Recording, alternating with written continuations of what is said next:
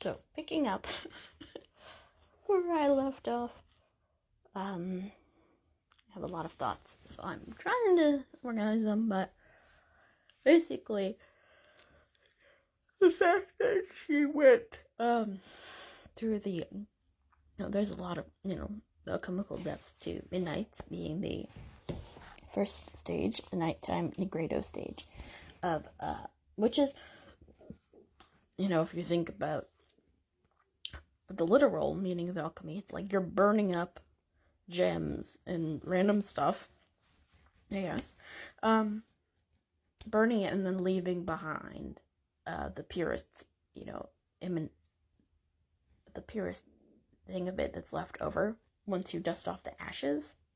So that's where the sort of blackening term comes from.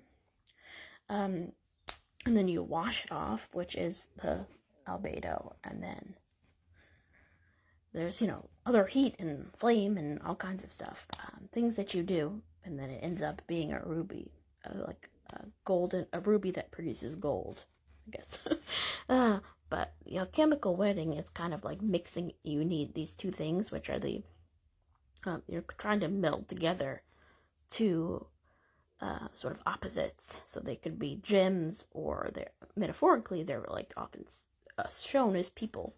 Shown as like the king and the queen, or the prince and the princess. That's why the twin imagery is so important, because it's like the sun and the moon, the element, there's 4 elements. It's like you're trying to mix and match it, trying to take stones, turn them into liquids, turn them back to stones. It's like a whole thing.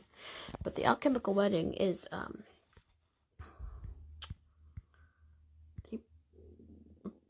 the part where that eventually produces the philosopher's stone, which is the ruby that produces gold and immortality and all of that.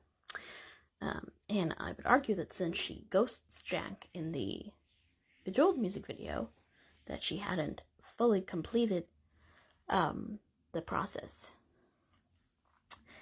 So the rubies that she gave up in Maroon were either her stopping the process before she finished, or, having something and then letting it go and having to start again. And there's also like a lot of cycles within cycles of alchemy. So there's like multiple cycles within just one phase, and so it can get pretty complicated. But I was thinking about this recently with her new outfits in Paris, being the red man and the white woman, and how I think from a credit to Folklore on Twitter, and also this thread that I was looking for that I couldn't find again, which was of A Love of My Life, from tying it to the song Peter, and then folklore. I'm trouble saying that. On Twitter was talking about Dante and alchemy from a Jungian lens, which I hadn't considered, and that was proving to be very a good angle on it, because I love Jung, especially like through having read The Women Who Run with the Wolves. Like during my Saturn return, I was rereading some of it again this morning, because I think that there is, this idea of the anima and the animus, and the sun and the moon. And I think that part of this epiphany I had yesterday was that she's, as MC was saying, she reunited the twins by merging the folklore and Evermore sets. And then I think also that she is, that TPD is her sort of putting herself back together and doing, having all these different selves that she's been fractured into by having the different eras and the different, like, career stuff and all of that, and the brand versus Taylor. As we can see in, like, Anti-Hero, she's been fractured into multiple selves. So I think that TPD is a sort of, she's reconciling all those different parts of her psyche, and then facing the shadow aspects of them, and then reuniting them, and unifying them, I guess, which is also alchemical. This is the whole thing about the alchemical wedding, and it has to do with like these two opposites need to die to produce a third thing, which is the stone, or the goal of the work. So you can pause it to read it if you want. But that's the basic thing, they have to die. And so red, and this turns out to be silver gold. It looks like silver in the picture, but I just saw it again, and it's silver and gold. And black. And then white. So this, having this white coat on during the smallest man who ever lived, and then having her that, or orangey pinky, and then ending up with this violet color during midnights, and purple being associated with purple, red, gold are all part of the end process. So this orangey pinky, orangey pink, purple, and I think that maybe the feet, the different feet, are a sign that she's unifying the twins and saying that I am one person. But anyway, so this was the part that made me think of it, where she's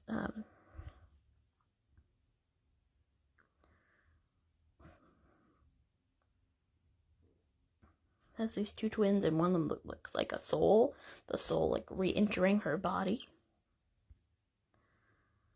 These two opposites at the end of fortnight.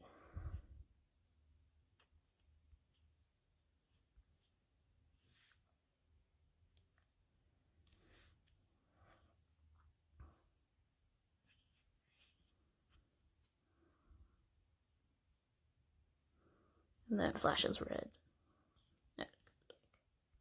Then she goes in. So there's this whole thing about when you create the chemical wedding, there's always like technical details, but basically it releases some vapors and some gas, and that is called the soul. So it's like metaphorically compared to the body dying and the soul sort of hovering above it, and then the soul joins with the Holy Spirit, theoretically, / Holy Ghost, and that then while the body is being purified, it waits there, and then it re-enters the body when it's purified, is this whole chemical thing. And then also the soul is compared to wine, so it's like grapes and creating wine, grapes being broken down into wine and having spirits, so like spirits being alcohol too, which could explain all of the white wine.